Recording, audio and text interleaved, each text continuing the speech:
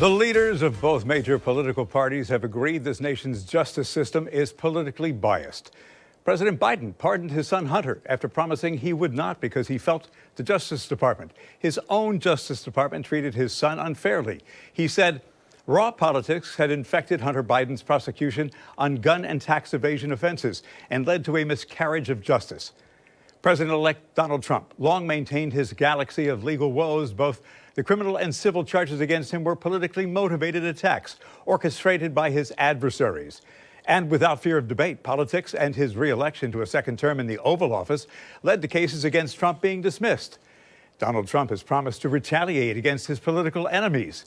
Will all of this not only further politicize the American justice system, will that not only cause the public to further question whether there is justice in the justice system? Will people wonder if legal boundaries will be broken in that process?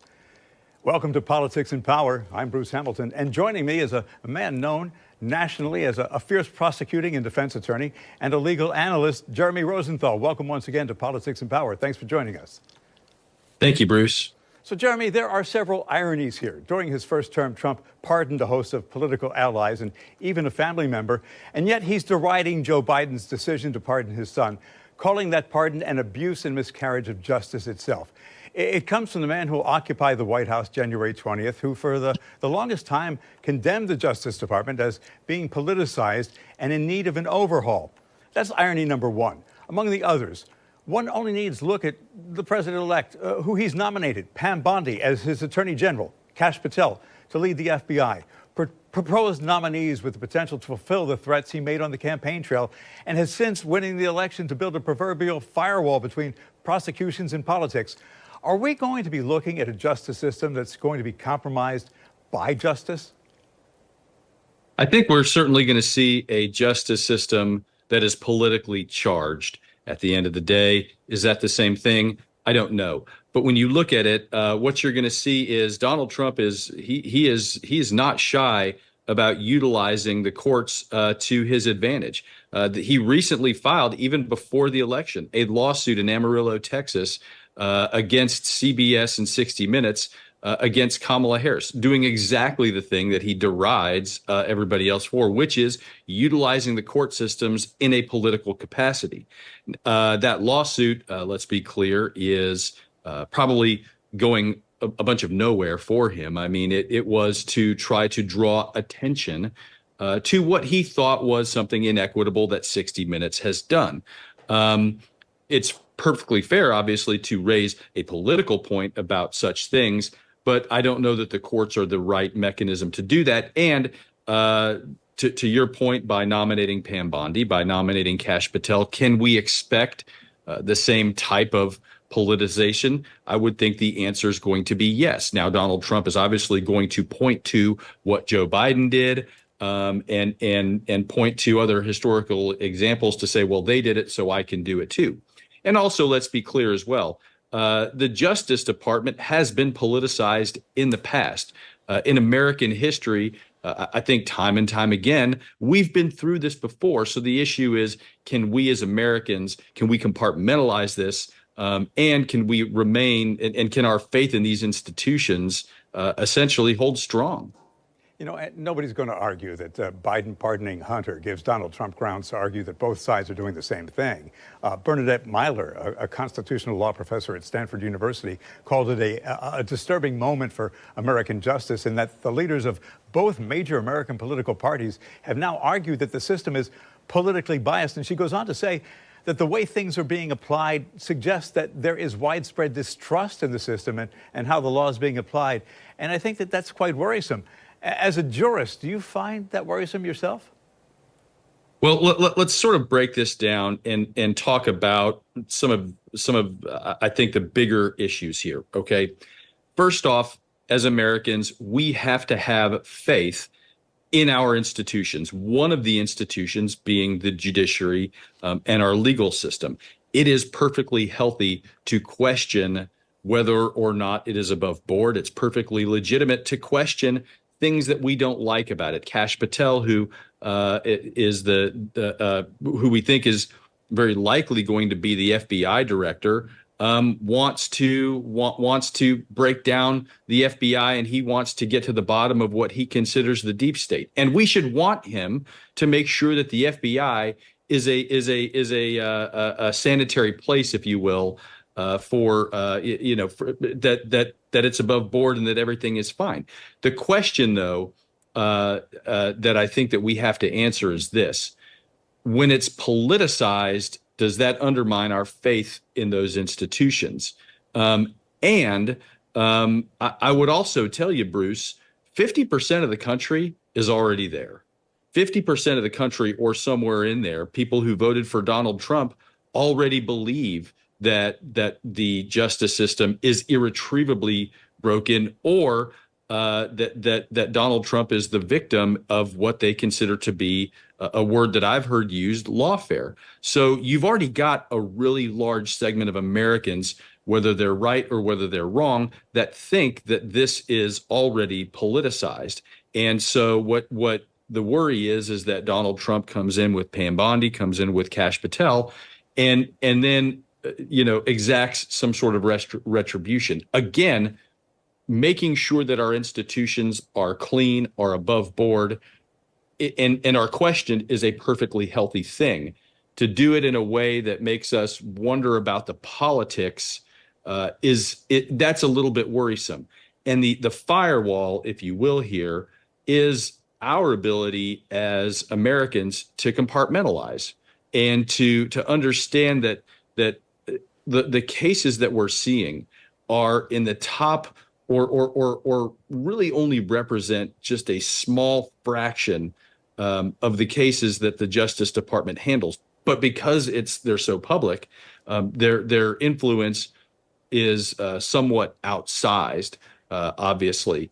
I'll start worrying about these things, Bruce, if I hear jurors start discussing these things openly, and if it plays into their trust or distrust to our system, and if that's politically based, then I start to worry that the erosion has gone just a little bit too far.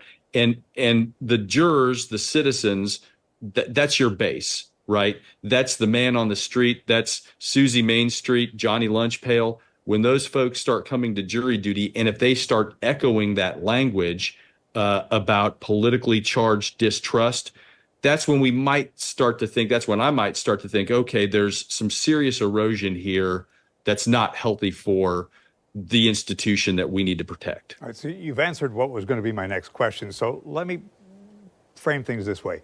Trump is surrounding himself with loyalists, people who are going to carry out his agenda, one of whom is the man you mentioned, Kash Patel, the man he wants to be his FBI director. He's among quite a few who is willing to bulldoze customary boundaries, I think is probably the best way to put it. In no uncertain terms, he wants to remake the FBI into Trump's tool.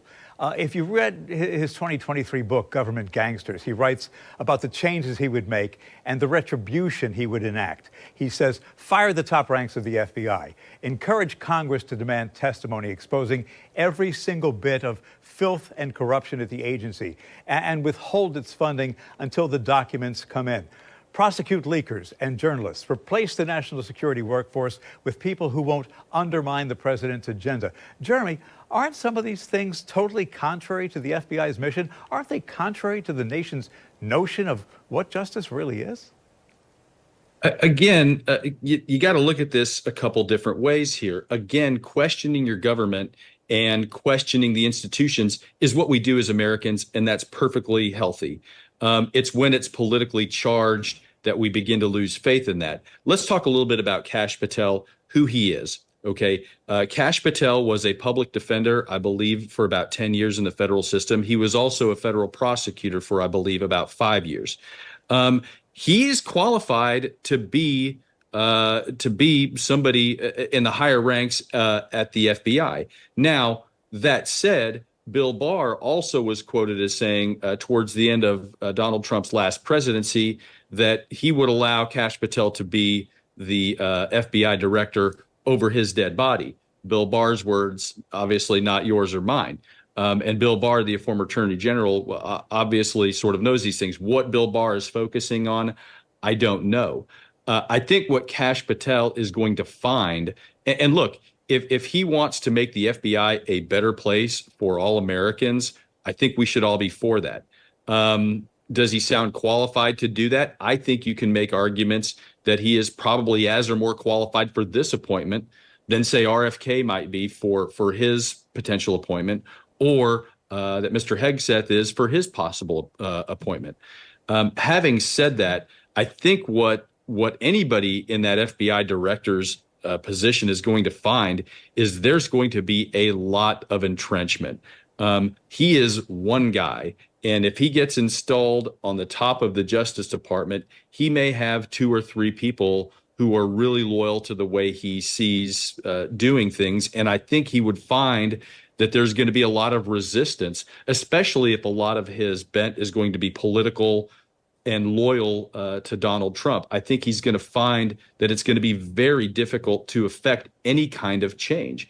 The people who work at the FBI, the rank and file, are by and large extremely professional, extremely competent, very smart, very intelligent, very hardworking. You don't get to work at the FBI by being lazy. So I think that he's going to have a lot of challenges laid out for him. Also, there's a limit to what you can do at the head of the Justice Department. If you're going to indict people, you need evidence. You need to be able to persuade a grand jury. You need to be able to go to court and have and persuade judges and juries. So just just directing these types of investigations isn't going to be enough. Now you can still if you are in the wrong mindset and if you're misguided, you can certainly hurt a lot of people just the same. The FBI investigating or sort of coming after certain citizens, it can be pretty life altering. It can cost a lot of money to defend these cases. It costs people years of their life when they're under investigation, when their lives are at stake. So you never want to have an investigation that's directed at somebody that's out of malice, or that's out of retribution, or that is unfair. So that part of it is certainly something to keep an eye on. But ultimately, we're just going to have to wait to see how this goes. It's clear that Christopher Wray is on his way out, the existing FBI director. Mr. Patel may very well get confirmed. It's one thing to write all of these things in his book. It's another thing to actually make progress towards doing them.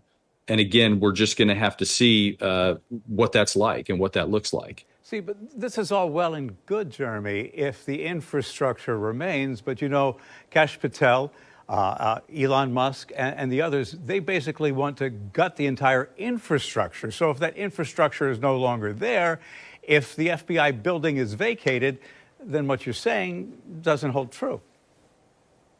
Have you ever tried to fire a government employee? It's pretty hard to do. Again, I mean, look, the Justice Department and the FBI, 98% of what they do is going to be no different. They're going to go after Medicaid fraud. They're going to go after Medicare fraud. They're going to go after bad pharmacies, OxyContin. They're going to be busting child predator rings. That's going to be the daily life for the vast majority of people at the FBI and at the Department of Justice. And you need somebody to kind of do all of those things. And you're not going to be able to necessarily gut a lot of those. Now, let's say Kash Patel comes in, says, day one, I'm coming after Liz Cheney. That's where, probably he gets some pushback. And maybe that's where he decides that I need a loyal person here and I need a loyal person there. And so you could see some fighting in sort of the top ranks if he tries to sort of do things like that. But again, your rank and file Department of Justice employee, FBI agent, probably not going to be affected in the least by this. So again, these are massive institutions, and you can affect some change. And look, leadership comes from the top, and you can affect a lot of cultural change within these places. But to go in and just instantly fire a bunch of folks, I think he's going to have a much harder time doing that than he says. All right. So what we need to do is look to history a little bit, because if I remember my history right, An FBI director has only been fired once in history. That was because of impropriety. So there's more to explore on this issue. What happens if the leadership of the FBI becomes politicized as opposed to independent? History tells a very daunting tale when an FBI director does favors for a president. Think J. Edgar Hoover. And while Donald Trump might try and exact retribution against his political opponents, could President Biden somehow do something to shield them before he leaves office? That and more when Politics and Power continues. Welcome back to Politics and Power. I'm Bruce Hamilton. My guest, nationally recognized attorney and legal analyst Jeremy Rosenthal. So, Jeremy, if you look to history, for more than 4 decades before Donald Trump became president the first time, the FBI director was a position that was apolitical. It was above politics. So I read this article in The Atlantic, and I came to understand the attorney general could be an ally of the president, but the FBI director, that was a different story. FBI directors stayed in their posts until their 10-year terms expired, or they quit, with one exception, and when there was an ethical collapse under the Bush administration. That's what I was talking about. Do you worry we might be returning to the days of J. Edgar Hoover, when you could have FBI directors who do special favors for presidents? Mr. Patel certainly has a more political background than anybody who has had this spot in some time. Again, we were talking about Mr. Patel's background. Again, he was a public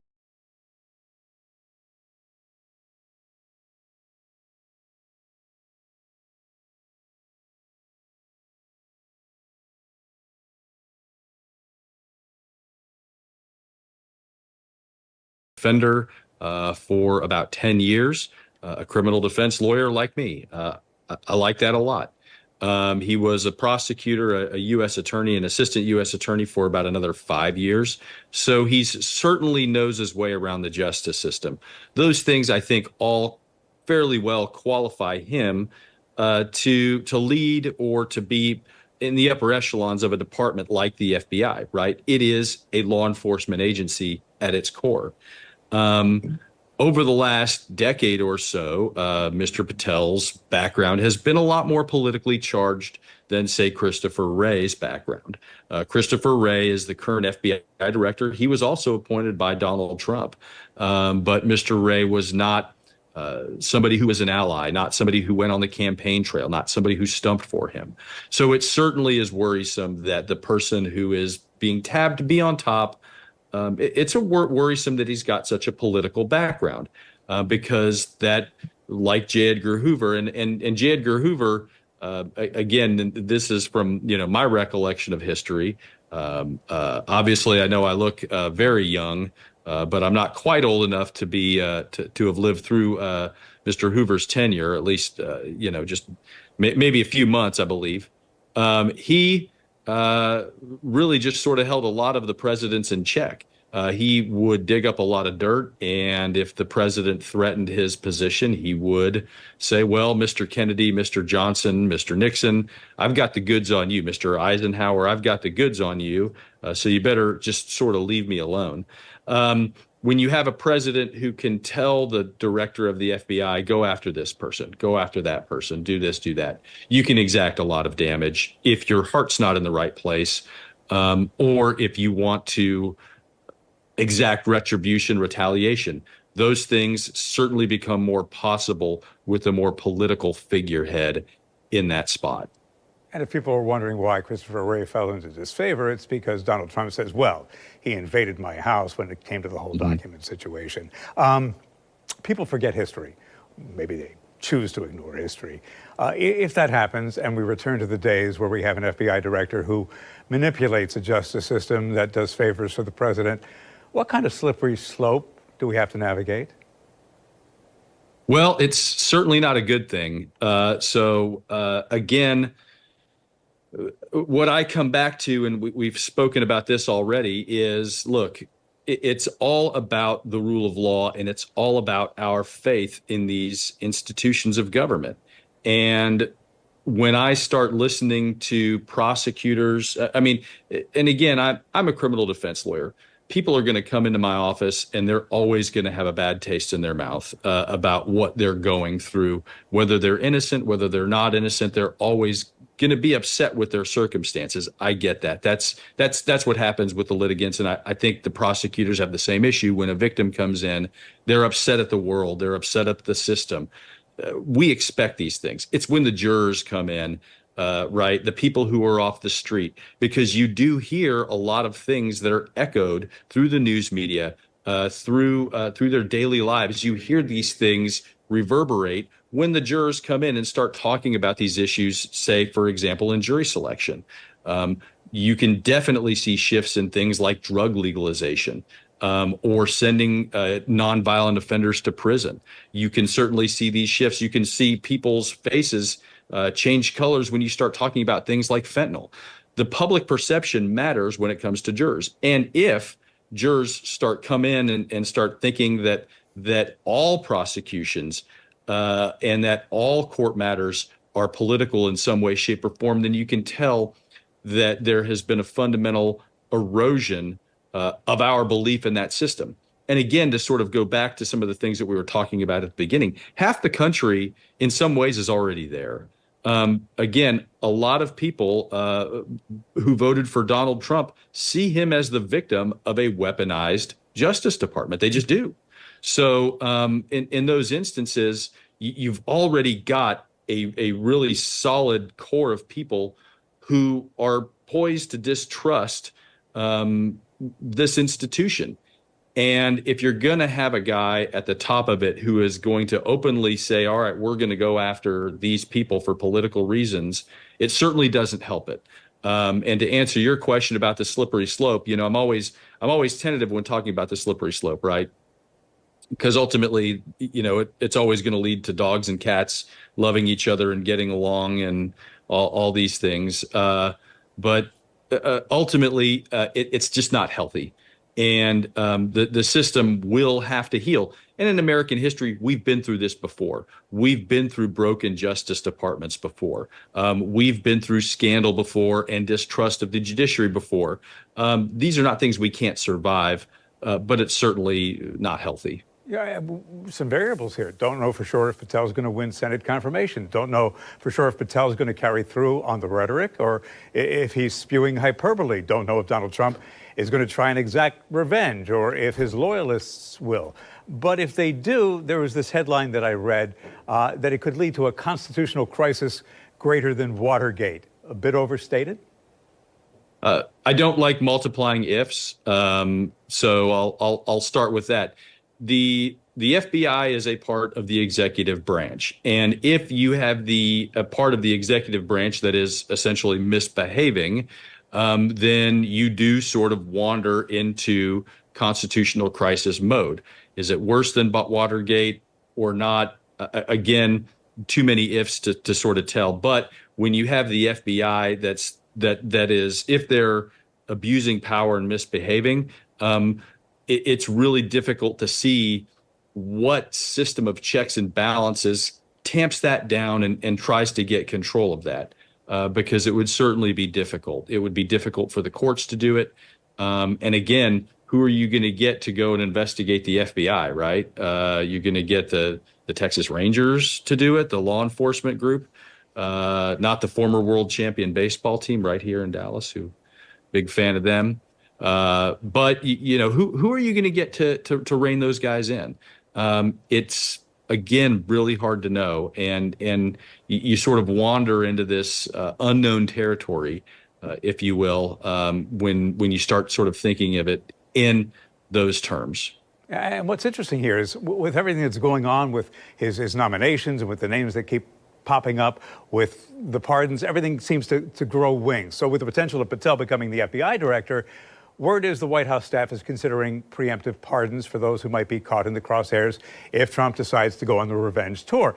And among those who may be targeted, members of Congress's January 6th committee that includes Senator-elect Adam Schiff, former GOP Representative Liz Cheney of Wyoming, who basically said balderdash, that's BS. Trump said she should go to jail along with the rest of the unselect committee. Also mentioned by Biden's aides for a pardon, Anthony Fauci, former head of the National Institute of Allergy and Infectious Diseases. He, of course, became a lightning rod for criticism from the right during the COVID pandemic. So the Biden staff has to decide whether to take Trump seriously and literally, or as go with what Representative Brendan Boyle of Pennsylvania said, this is no hypothetical threat. Time for cautious restraint is over. What does your legal acumen, your gut tell you? These are going to be political calculations for sure. And look, the presidential pardoning power is a half sentence in a very short document, which is the U.S. Constitution. There's more detail in the Texas Transportation Code than there is in the U.S. Constitution. The Texas Transportation Code being probably over 1,000 pages, the Constitution being 30 max if you make it in 14-point print, double spaced.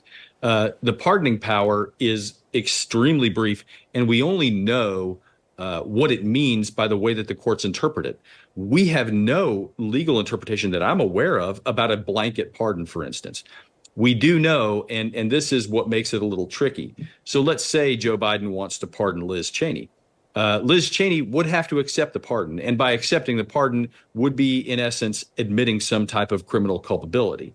Does she do that? I don't know. Does Anthony Fauci do that? Again, I don't know. If John Kelly is the target, right? He's a guy who has faced down a lot of things in his life, and he may just sort of say, you know what, I'm good.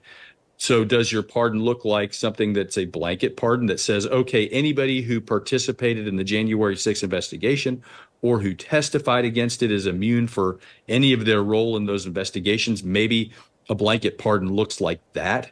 But again, these are going to be political calculations, and we don't know really how effective they're going to be unless or until they're challenged in court.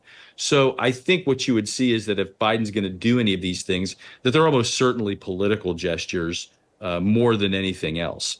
Again, you know, Kash Patel can target Liz Cheney, and maybe he knows something that we don't about some criminal activity. But ultimately, he would have to go to a grand jury with some sort of evidence with it, right? He would have to get the Justice Department to sign off on it. He would have to get Pam Bondi, who is qualified to be the Attorney General. He would have to get her to sign off on that. And again, she is a Trump loyalist, but she is also, she's a lawyer, she's a prosecutor, and she's been in this role before. I've not heard anything suggest that she's ever abused these types of powers. So you would think that she in some ways acts as a safeguard, albeit a very loyal one to Donald Trump, against the FBI if the FBI were to, say, go rogue or something like that. So again, it's not enough for them to try to go after somebody. They're going to need some proof at some point. They can make people's lives miserable just through an investigation, and that's bad enough. But again, these things are all pretty speculative. I think if you're going to see a pardon here, I think it's going to be sort of a blanket pardon. And I think you might see it for people who have essentially cooperated with the January 6th committee or something like that. I think it's very hard if you're going to just preemptively pardon Anthony Fauci, for instance. Anthony Fauci might come back and say, well, I didn't do anything wrong. I don't need a pardon. If you guys don't like me and you think I committed a crime, bring it. Yeah, and face it, Biden's also getting pressure from Democrats who want him to offer the same kind of generous clemency that he did to Hunter to those who are less privileged that he handed his son. House Democratic leader Hakeem Jeffries referred to Hunter Biden's pardon this week and basically called on the president to, on a case-by-case basis, spare what he called the working-class Americans in the federal prison system whose lives have been ruined by unjustly aggressive prosecutions for nonviolent offenses, especially offer them pardons. Should that be Biden's priority instead? Hakeem Jeffries is absolutely correct. And I'm going to go all Federalist Papers here on you, okay? Alexander Hamilton in the Federalist Papers talked about the clemency powers of the executive and believed that it was a very important part, if you will, of our criminal justice system and a very underused one at that. And over time, I think it's gotten to be that way. But that's what clemency is for. And I think you will see, in all likelihood, like you do really with all administrations, I think you're going to see a lot of pardons at the very end of it that are going to be targeted at the people that Hakeem Jeffries feels are worthy of clemency. I know President Biden has already issued some pardons to nonviolent drug offenders. And so that is part of, I think, a bigger movement that's creating more popular support. And I don't think they're mutually exclusive, right? Joe Biden and his team at the executive office, they've got a lot of people that work there. And you would think that while Biden is considering pardons for, again, Liz Cheney or some of the other folks that may need a prophylactic pardon, if you will, there's also a lot of hardworking folks that are looking at offenders that are in our federal system. Again, probably nonviolent type of folks who got a bad shake here or there. And I think you're going to see a whole host of those pardons, as you always do towards the end of the presidency. But again, that's a really, really critical part of our criminal justice system, right? I went Texas Rangers on you earlier. Now I'm going to go Alexander Hamilton on you. And with that, I'm out. But yeah, I do think you see more pardons here towards the end. Yeah, and if I remember my high school history right, the whole purpose of the Federalist Papers were the analysis, the comprehensive analysis of the means by which the ideals of justice, the general welfare, and the rights of individuals could be realized. And that's what you're talking about. That's exactly right. Look, the Constitution provides the president with clemency powers. Governors around the country have the right to pardon with varying degrees. And it's always been very tricky, right? Because a governor is an elected official, and Gavin Newsom, for instance, in California, who sees himself as the next president of the United States, is he going to pardon the Menendez brothers? He doesn't want to touch that case with a 20-foot pole. He's hoping that thing gets resolved well before it gets to him, because he just doesn't want to touch it. He knows that it's somewhat kryptonite. And that's the fundamental problem with clemency, is that it is a political, it is in the hands of a politician who will always want to side with public safety. And to commute an offender's sentence or to pardon an offender is usually going to be controversial and is usually going to involve some degree of political risk. But again, it is appropriate, to Hakeem Jeffrey's point, when you're talking about the overwhelming or an overarching movement, if you will, of criminal justice. For instance, in this case, to pardon nonviolent offenders who probably got a bad shake and have done really well in the federal system. Jeremy Rosenthal, as always, thank you for your time, for giving things proper context, perspective, and focus. I appreciate your time. And to my viewers, you can watch this program anytime on demand at your leisure on news4jax.com and the News4Jax YouTube channel. And as always, I appreciate your feedback. You can email me here at the station. Have a great day. See why every day more people are choosing News4Jax, Northeast Florida and South Georgia's #1 source for local news.